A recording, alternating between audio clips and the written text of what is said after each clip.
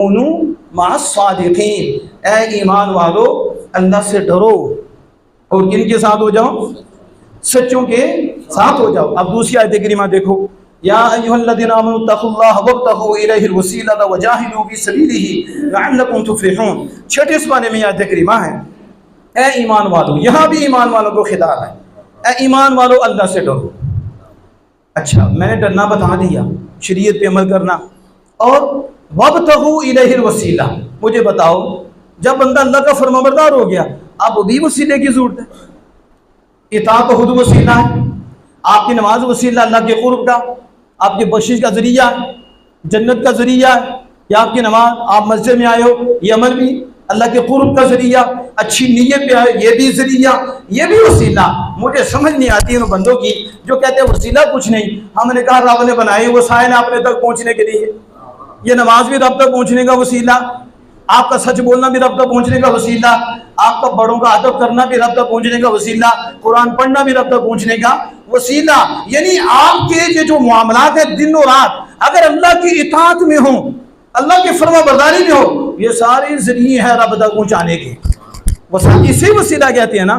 तो जब आपने शरीयत पे अमल कर लिया, ये सारे अमल हैं, और वसीला उसे कहते हैं जिसके जरिए रब तक पहुंचा जाए, रब का कुर्ब मिल जाए, रब तक पहुंचा जाए। तो अल्लाह ईमान वालों अल्लाह से डरो, तो डर लिया, कहा वसीला तलाश करो। अब डरने के बाद कौन सा वसीला है, समझ आ रही है कि नहीं आप? बाद लोगों ने कहा इस वसीले से मुराद अमल का वसीला है, तो हमने कहा पहले कौन सा था? इत्तकुल्लाह में क्या है? अल्लाह से डरो। तो जो अल्लाह से डरना ये अमल नहीं है। तब अमल करने के बाद फिर उससे अमल तलाश करो, कौन सा करें? वक्त ये वसीला आला हज़रत इमाम अहले सुन्नत शाह अहमद ज़हा फाज़ बरेलवी और शेख अब्दुल मुत्तसिर देहलवी रहमतुल्लाह ताला, इन हस्तियों को पढ़ो। वो फरमाते हैं इत्तकुल्लाह में तो शरीयत आ गई, तो अब वक्त वसीला में रब मुतालबा कर रहा है, वसीला तलाश करो। इस वसीले से क्या मुराद है? काम सुनो, इत्तकुल्लाह में शरीयत है, अब आगे है तरीकत। अब तुम चाहते हो अल्लाह का वली बनना, अब तुम चाहते हो अगला दर्जा पाना जिसमें बंदा फना होकर बका पाता है और अल्लाह का वली बनता है और ला खौफ अलैहिम वला हुम यहज़नून के मंज़िल में फायज होता है।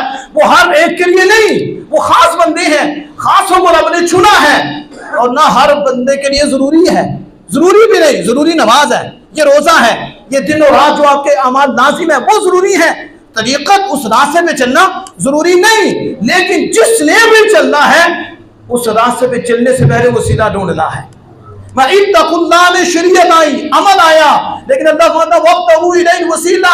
तो आला मदद तरतीब तो देखो, रब ने पहले फरमाया शरीयत पे अमल करो, अमल करने के बाद तुम अगला दर्जा पाना चाहते हो जिसे फलाह का दर्जा कहते हैं, तो उसके लिए तुम्हें पहले दोस्त तलाश करना पड़ेगा, उससे पहले तुम्हें रफीक तलाश करना पड़ेगा।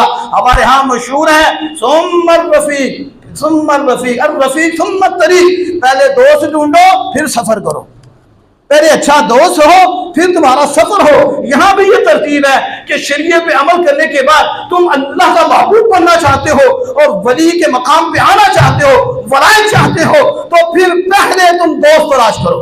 यानी वसीला से मुराद मुर्शिदे कामिल है और वली कामिल है कि तुम शरीयत पे अमल करने के बाद अगर उस मकाम को चाहते हो तो उसके लिए वब्तगू इलैहिल वसीला, उसके लिए मुर्शिद कामिल तलाश करो। और जब तुम मुर्शिद मिल जाए वजाहिदू फी सबीलिही, तो उस राह में कदम रख के मेहनत शुरू कर दो, लअल्लकुम तुफ़्लिहून, तुम फलाह पा जाओगे। तुम क्या पा जाओगे? मुझे बताओ इस आयत का और मतलब क्या है? हमें भी आकर को समझाए ना। आमनू इत्तकुल्लाह, इत्तकुल्लाह में पूरी शरीयत है। वब्तगू इलैहिल वसीला वजाहिदू फी सबीलिही लअल्लकुम तुफ़्लिहून में क्या है?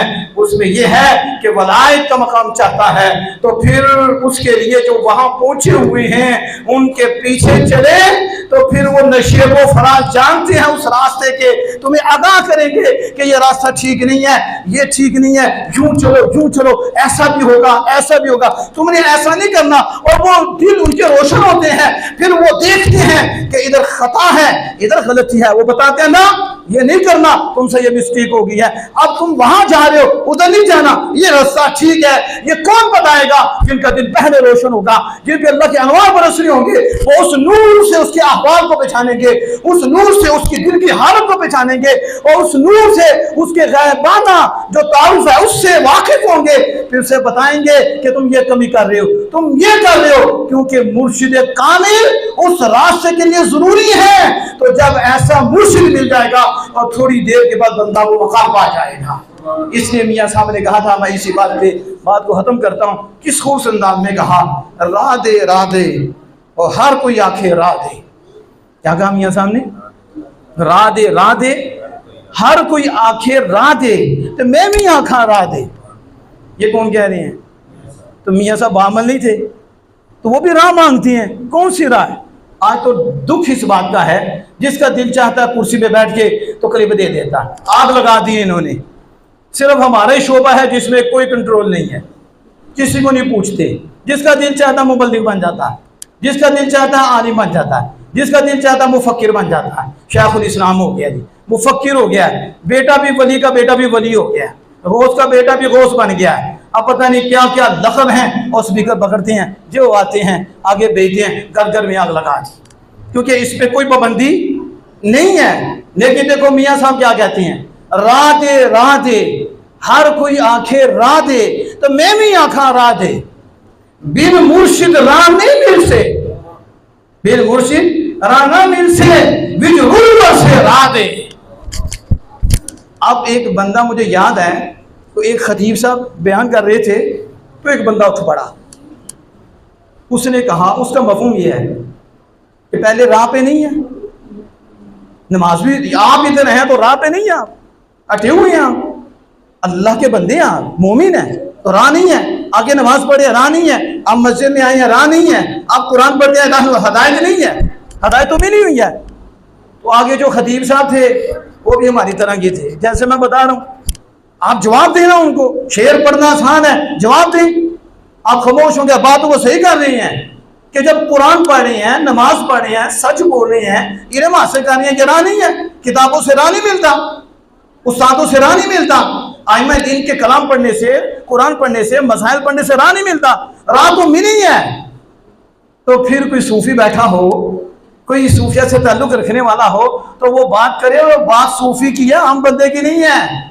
तो सूफी इस राह की बात नहीं कर रहे, इस राह पर तो सारे मोमिन हैं। वो हकीकत की बात कर रहे हैं, तरीकत की बात कर रहे हैं कि जो वलायत के रास्ते में चल रहा है उसके लिए चलना अकेले मुश्किल है। तो लिहाजा उस राह में मुर्शिद चाहिए। बिन मुर्शिद के राह में धक्के खाता रहेगा, शैतान उड़ा के ले जाएगा और तबाह बर्बाद हो जाएगा।